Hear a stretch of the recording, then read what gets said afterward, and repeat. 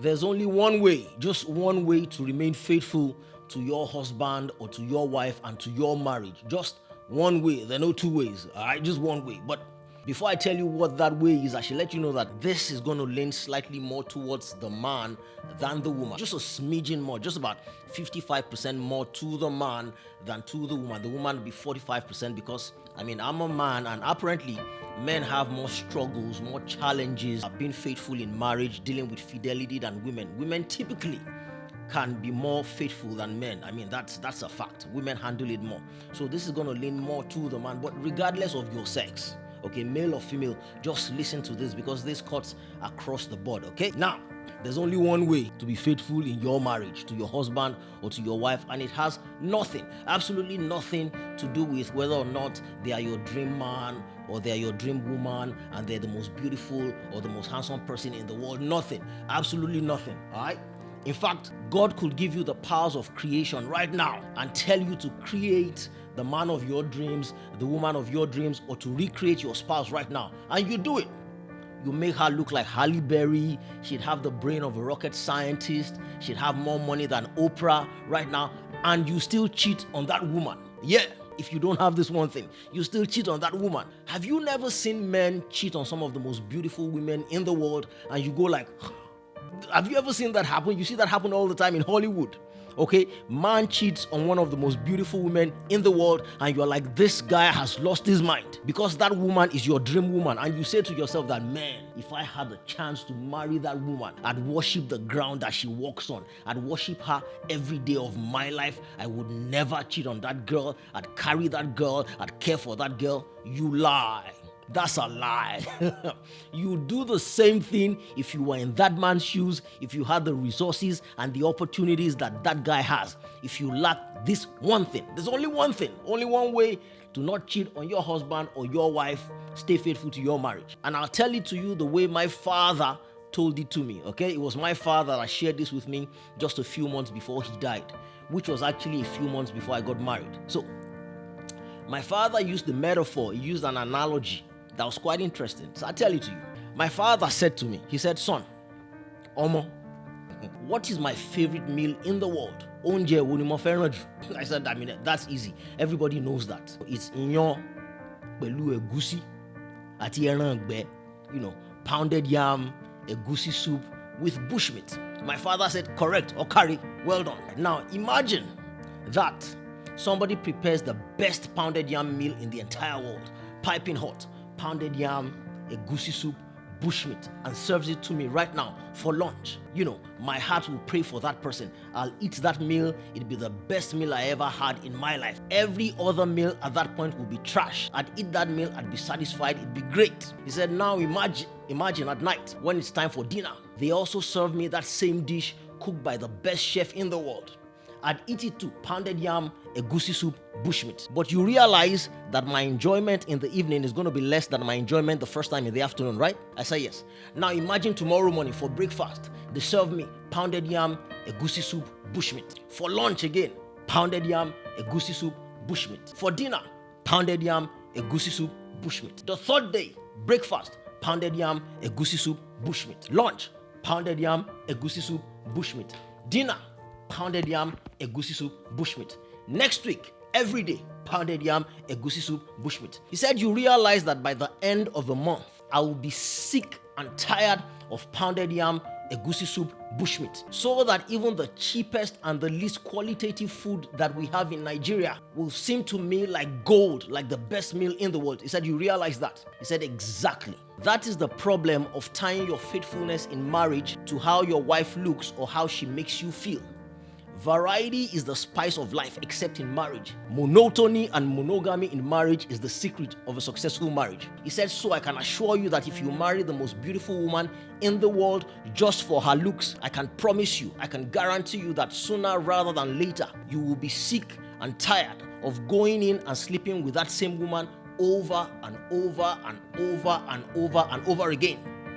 He said, so if you're going to be faithful to your wife, you have to subscribe to a higher law than the law of how she makes you feel and her beauty. Okay? Great. And so he told me the law, and I'm about to share it with you. There is only one way that you can stay faithful to your wife or to your husband and to your marriage. And that is to have fear. F-E-A-R. Fear. Now, at this point, some of you are thinking, I ain't afraid of nobody. I ain't scared of nobody. I'm not afraid. And you're right. Some of you men have been cheating on your wife for years and your wife knows about it, but she can't do anything about it. Some women cheat on their husbands. He doesn't really know, but they're not scared because he's not really going to find out. So I'm not talking about the fear of man or the fear of your spouse. I'm not even talking about the fear of disease or anything like unwanted pregnancy. None of that. I'm actually talking about the fear of God. Now, wait a minute. Don't tune out. Don't click this off, okay? I ain't your pastor. I ain't got a church. I ain't trying to get you to be born again or all of that. Nah. Do you, okay? You do you. Live your life, okay? This is none of that. This is just what this is, okay? If you want to be faithful to your spouse in your marriage, it's just what it is. Okay, the fear of God. You know what? If you have a problem with the word God, substitute that word with life or say karma. Let's go with karma. Say the fear of karma. The fear of consequences from and by a higher source. That's the only way that you can be faithful to your spouse. The fear of the consequences that life will levy on you should you step out of that marriage. Now, at this point, you're wondering, how does that make that practical? Because this is not the kind of thing you can just literally say, I'm afraid. So how do you make that practical? There's only one way I know how. And it doesn't matter whether you're a Christian or whether you believe or not. This is the way to really get into that fear zone where before you step out of your marriage, the fear really enters your heart and you just maintain your faithfulness, okay? If you have to read only one Bible verse your entire life, okay, just one Bible chapter rather, if you have to read just one Bible chapter your entire life, read Proverbs chapter 5, and these are the words of King Solomon. Again, this has nothing to do with whether or not you're a Christian or you believe in the Bible, and nah. These are the words of the wisest man who ever lived, okay? The guy had about 1,000 women. He knew what he was talking about. If you imbibe the words of Proverbs chapter 5, you will never step out on your marriage if you can truly believe those words. And why should you not? Those words are true.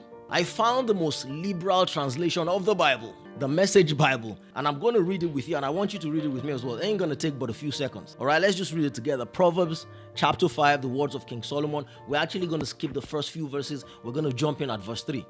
The lips of a seductive woman are oh so sweet. Her soft words are oh so smooth. But it won't be long before she's gravel in your mouth, a pain in your gut, a wound in your heart. She's dancing down the perfume path to death. She's headed straight for hell and taking you with her. She hasn't a clue about real life, about who she is or where she's going.